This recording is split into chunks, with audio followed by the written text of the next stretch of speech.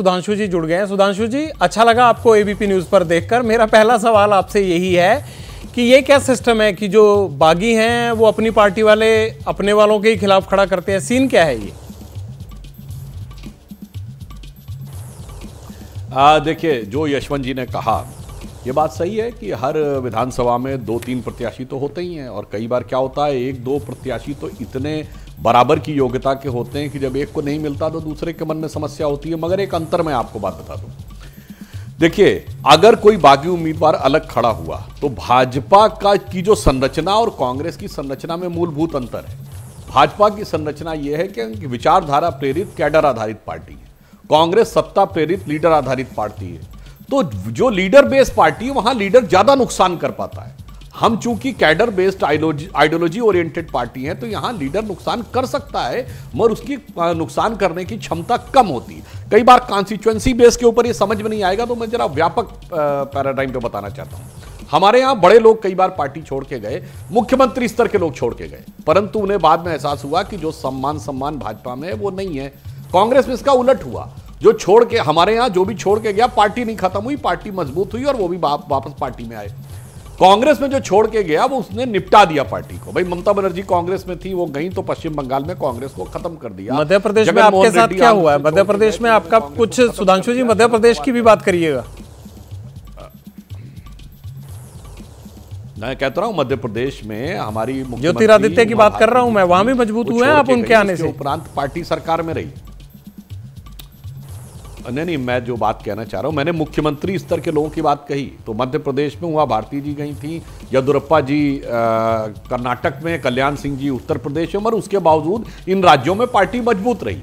इसलिए मैंने कहा जो फंडामेंटल कॉन्फ़िगरेशन डिफरेंस है, यानी संरचना का जो मूलभूत अंतर है भाजपा और कांग्रेस में, इस कारण से जो यशवंत जी कह रहे हैं, मैं उनसे थोड़ा मतभेद रखना चाहता हूं कि इस विषय पे ऐसा कोई प्रभाव भारतीय जनता पार्टी पे उतना नहीं पड़ सकता। हां, यह भी मैं कहता हूं, जैसे हिमाचल छोटा राज्य था जहां पर सीट में 1-2 हजार का भी अंतर माने रख जाता है, वहां थोड़ी सी समस्या आई थी।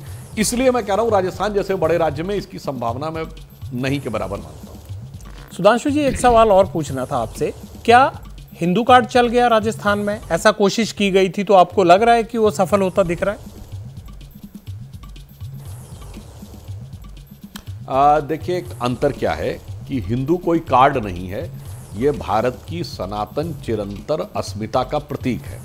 दूसरों के लिए कार्ड है क्योंकि वो कार्ड देश काल परिस्थिति के अनुसार बदलता है। अब जैसे मध्य प्रदेश में कांग्रेस कहती है, कमलनाथ जी मतलब हिंदू राष्ट्र जैसे विषय के ऊपर भी घुमा फिरा के बचाव कर ले जाते हैं, और फिर वो कहते हैं कि साहब हम वो गौ सेवा के लिए वो व्यवस्थाएं बनाएंगे। अब वही कांग्रेस पार्टी कर्नाटक में उनके एक नेता गाय की बीफ की पार्टी कर देते हैं, तो वो भी ठीक है, ये भी ठीक है, या इरेडिकेशन ऑफ सनातन धर्म भी ठीक है उनके गठबंधन के लिए, और इधर अगर वो हिंदू राष्ट्र जैसा बयान आ जाता तो वो भी घुमा फिरा के ठीक है। तो ये जो होता है, ये होता कार्ड खेलना, एक राज्य में कुछ और दूसरे राज्य। हमारा उत्तर से दक्षिण तक पिछले 72 वर्षों में किसी भी सैद्धांतिक मुद्दे के ऊपर कभी बदलाव नहीं हुआ, इसलिए वो कार्ड नहीं है, वो हमारी पहचान, अस्मिता और हमारी विचारधारा का प्रतीक है। ठीक कहा त्रिवेदी साहब आपने। अच्छा, सुरेंद्र राजपूत जी से पूछ लेते हैं। सुरेंद्र जी, ये बताइए कि गहलोत साहब की गारंटी तो पक्की थी, लेकिन एग्जिट पोल में उन गारंटियों का उतना असर दिख नहीं रहा है। आप थोड़े नाराज होंगे इससे या नहीं? बिल्कुल जोगेंद्र भाई, पहले तो मैं नमस्कार करूं आपको, पहली बार आपके साथ जुड़ रहा हूं। 2-3 चीज़ें मैं बड़ी स्पष्ट कह दूं। पहली चीज़ तो भारतीय जनता पार्टी एक सिरे से लेकर दूसरे सिरे तक सिवाय झूठ, छल, कपट और प्रपंच के कुछ नहीं करती। दूसरी बात, इन्होंने जो राजस्थान में इस बार करी, हमारी तो गारंटी अशोक गहलोत साहब के साथ, यानी राजस्थान के एक स्टेट्समैन के साथ थी, राजस्थानी के साथ थी। लेकिन इसके बरक्स भारतीय जनता पार्टी एक फ्रैक्चर्ड हाउस थी। उन्होंने पहली बार राजस्थान की अस्मिता पर चोट की। सारे के सारे राजस्थानी कैंडिडेट्स जो उनके मुख्यमंत्री के हो सकते थे, उन सारे के सारे मुख्यमंत्री को खुड्डा लाइन लगा दिया इन लोगों ने। खुड्डा लाइन लगाया वसुंधरा जी को, वसुंधरा जी हरा रही हैं। नहीं, आपको उसका अफसोस नहीं होना चाहिए, वो तो आपके लिए अच्छी बात थी। नहीं, नहीं नहीं, मैं वही बात कह रहा हूं आपसे ना, जो इन्होंने कैडर बेस और मूवमेंट बेस पार्टी की बात करी। निश्चित तौर पर हमारी मूवमेंट बेस पार्टी है, नेता आधारित पार्टी है, इस बात को हम मानते भी और हम गर्व भी करते हैं। लेकिन मैं आपको फिर एक चीज बता देता हूं, राजस्थान में अगर आप पिछले 6 महीनों में देख लोगे जोगेंद्र भाई, तो आपको जमीन पे हमारी गारंटियां मूर्त रूप लेती हुई दिखाई देती हैं। चाहे वो चिरंजीवी योजना की हो, जिसमें 25 लाख रुपए तक का बीमा मुफ्त है, इलाज मुफ्त है, अब 50 लाख तक का हो जाएगा। सिलेंडर हमने 500 रुपए में दे दिए। दूसरी तरफ भारतीय जनता पार्टी अपने शासित स्टेटों में नहीं दे पाई, लेकिन हां, मोदी जी की गारंटी जरूर इन्होंने झूठ छल कपट किया। अगर मोदी जी देश के प्रधानमंत्री हैं, पूरे देश में दे देते तो लोग मान लेते। तो मैं आपको बड़ी स्पष्ट कह रहा हूं कि राजस्थान में राजस्थानी अस्मिता चली है, वहां पर नरेंद्र मोदी जी या और अमित शाह जी, यानी 2 गुजराती वर्सेस अशोक गहलोत चुनाव हुआ, सचिन पायलट चुनाव हुआ, जो दोनों राजस्थानी थे।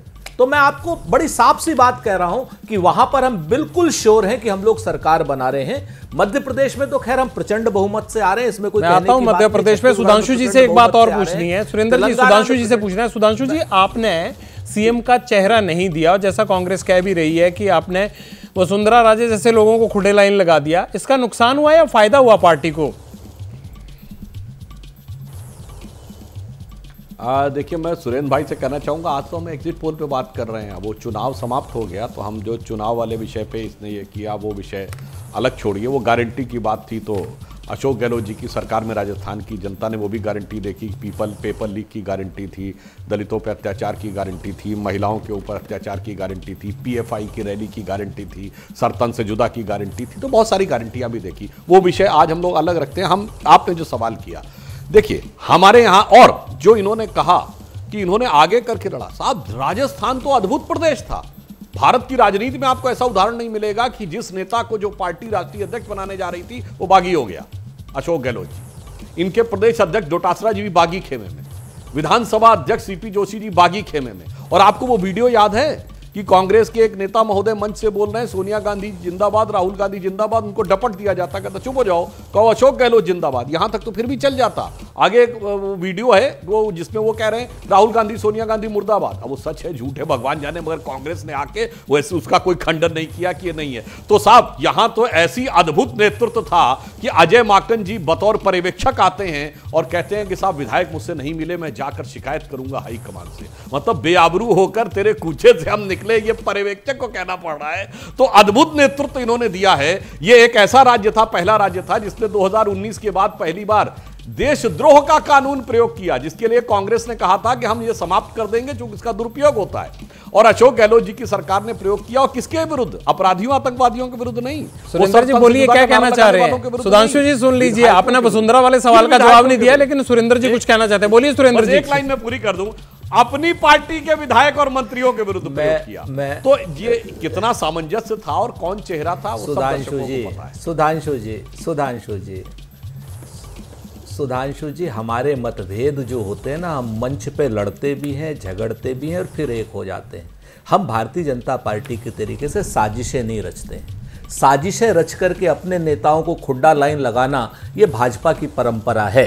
सुधांशु जी, आपने खुड्डे लाइन लगाया, जवाब दे दीजिए। जब तक नहीं देंगे ना सुरेंद्र जी पूछते रहेंगे। सुरेंद्र जी पहले यही जवाब लेते हैं, आपने वसुंधरा राजे को खुड्डे लाइन लगाया है या नहीं? एक सेकंड सीधा पूछ लेते हैं सुरेंद्र जी, सीधा पूछ लेते हैं। बोलिए ना सुधांशु जी। सर आप जवाब नहीं देने दे। देखिए सीधा दीजिएगा, घुमाइएगा मत। बिल्कुल सीधे खुड्डे लाइन लगाने की बात, ये हमसे क्या पूछ रहे हैं? हमने किसी को खुड्डे लाइन नहीं लगाया। सब सम्मान के साथ चुनाव अभियान में, पोस्टर में सब दिख रहे थे, जिन भी नेता की बात कर रहे हैं। इनके यहां ये कैप्टन अमरिंदर सिंह का क्या किया, आपके यहां आ गए ना वो आजाद साहब का क्या किया, आपको फायदा हुआ ना उसका? सीएम की बात कर रहे हैं, ये चीफ मिनिस्टर की बात कर रहा हूं। नहीं, चीफ मिनिस्टर की बात कर रहा हूं। और यहां इंपॉर्टेंट बात जानते हैं जगविंदर जी क्या है? अरे भाई, यहां इनके यहां जो नेता बाहर जाता पार्टी को खुड्डे लाइन लगा देता है। ममता बनर्जी बंगाल में छोड़ के गई, इनकी पार्टी खुड्डे लाइन लग गई। जगन मोहन रेड्डी आंध्र में छोड़ के गए, इनकी पार्टी खुड्डे लाइन लग गई। शरद पवार जी कांग्रेस छोड़ के गए, इनकी पार्टी खुड्डे लाइन लग गई। सुरेंद्र जी देखिए, ये कहते हैं कि गए पंजाब में, इनकी पार्टी खुड्डे लाइन लग गई। सुरेंद्र जी बोलिए सुरेंद्र जी बोलिए। सुधांशु जी सुन लेते हैं उनको भी। दो बातें, सुधांशु जी एक अपने आप को महामात्य समझते हैं, जबकि वो है नहीं, उन्हें खुड्डा लाइन का मतलब नहीं पता है। आप बताइए जोगिंदर जी, इनको जरा खुड्डे लाइन का मतलब बताओ। जो आदमी जो पार्टी छोड़ के चला गया वो कहा खुड्डा, वो तो पार्टी छोड़ के चला गया। खुड्डा लाइन तो वो होता है जिसको आपने बिल्कुल पूरी तरीके से महत्वहीन कर दिया और अपनी पार्टी में रखा। जैसे आपने खुड्डा लाइन लगाया वसुंधरा जी को। आप मेरी बात को समझो, खुड्डा लाइन वो नहीं होता पार्टी छोड़ के चला गया। जैसे ज्योतिरादित्य चले गए, हमारे सर का बोझ आप ले गए, हमारे गद्दार को आप ले गए, कोई दिक्कत वाली बात नहीं। खुड्डा लाइन तो आपने लगाया शिवराज सिंह चौहान को, खुड्डा लाइन लगाया आपने वसुंधरा राजे जी को। यानी आपने महत्वहीन कर दिया। पांचवी लिस्ट में एक मुख्यमंत्री को आप लोग दे रहे हो और आप बता रहे हो कि हमने खुड्डा लाइन नहीं लगाया। पंजाबी का खुड्डा लाइन जो होता है वो महत्वहीन कर देना हो जाता है। एक बात। दूसरी बात, आपने एक बड़ी बात करी कि साहब येदियुरप्पा जी और कल्याण सिंह जी आपकी पार्टी को नेस्त नाबूद कर दिया था। हाथ अच्छा, एक मिनट, इस पे जवाब तो ले ले सुरेंद्र जी। सुधांशु जी का जवाब ले लेते हैं, फिर आपका दूसरा आरोप भी येदियुरप्पा साहब पे भी आएंगे। हाँ जी सुधांशु जी बोलिए अब आप खुड्डा लाइन पे। सुरेंद्र जी, अरे भाई इतने भोलेपन से बचाव करने की कोशिश मत करिए मान्यवर, कि खुड्डे लाइन बिल्कुल इन नेताओं ने तो पार्टी छोड़ने से पहले सीधा आरोप लगाया कि हमें पूरी तरीके से इग्नोर किया गया। कैप्टन साहब का रिसेंट एग्जाम्पल है। हेमंता विश्व शर्मा ने तो यहां तक कहा कि वो राहुल गांधी जी कुत्ते को बिस्कुट खिला रहे थे। क्या ममता बनर्जी जी जब छोड़ के गई थी कांग्रेस लेट 90s में, याद करिए उनके, इतना आप भूल जाते हैं। भाई साहब आपने खुड्डे लाइन लगाया, मैं कह रहा हूं, उसके बाद उन्होंने आपकी पार्टी को खुड्डे लाइन लगा दिया। हमारे यहां ऐसी स्थिति नहीं है, क्योंकि आपने कहा आप गर्व करते हैं लीडर आधारित पार्टी है, तो लीडर ही आपकी पार्टी उठाते भी हैं और निपटाते भी हैं। जैसे ही घड़ी का काटा दोपहर 2:30 पे आए, बबीता जी का दिल सास बहू साजिश के लिए मचल जाए। और ये है इनकी बहू, पूरे दिन ऑफिस की टेंशन हो जाए गॉन जब ये करें अपना फेवरेट शो फ्री टाइम पे ऑन।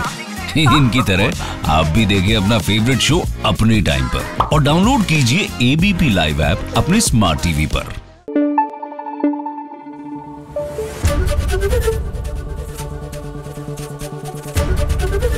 एबीपी न्यूज आपको रखे आगे।